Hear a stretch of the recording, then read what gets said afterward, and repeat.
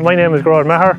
I'm a dairy farmer here, farming here in East Limerick, Moor. I milk a herd of 110 pedigree British Friesian cows on a grass-based system. I'm a fourth generation farmer here. The farm has been in the family since the mid-1800s. We've always been dairying here. There's always been a pedigree Friesian cow here, so that's why I kept the tradition of keeping a pedigree Friesian cow. We'd always take pride in our cows here. The cows are, I suppose, the heartbeat of the farm, and we take great pride in them, so they're a huge part of the farm. I've grown up in a dairy farm, and to me, being a dairy farmer, it's not just an occupation, but it's also an identity.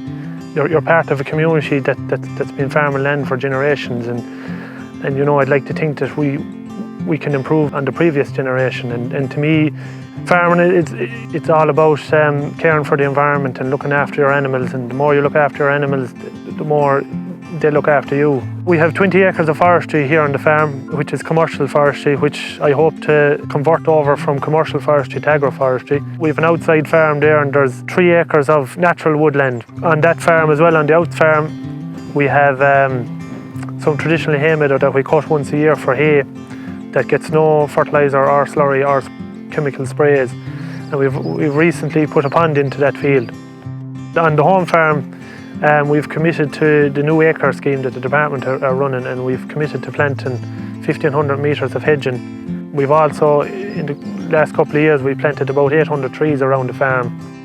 The biodiversity value of an uncut hedge is huge. Like, you know, if you see a box hedge, you'll see very little flowering plants in it, and those flowering plants are for your bee pollinators, and they're for, you know, you've nesting birds, you know, won't nest in a hedge that's been cut continuously every year. So I'm learning all the time, and you know, now I know the value of these plants. Like you know, you look at a thistle, or you look at a ragwort plant or a dock, you know, they are weeds to a certain extent, but they have a biodiversity value. So as farmers, we have to learn to tolerate having those on our farm, as opposed to having a monoculture. And you know, nature isn't perfect.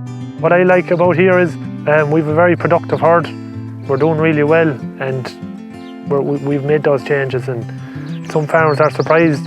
They might look at you with 2 heads that this fella's for the birds. He's got a lot he could do it spraying his feeds, he could do it cutting his hedges, he could do it tidying the place up. But then when they look at the herd and the herd performance and the amount of grass we're growing with the amount of fertiliser that we're spreading, you know, it does work, but it takes time. The ambition is to be, you hear it a lot, but be actually more sustainable.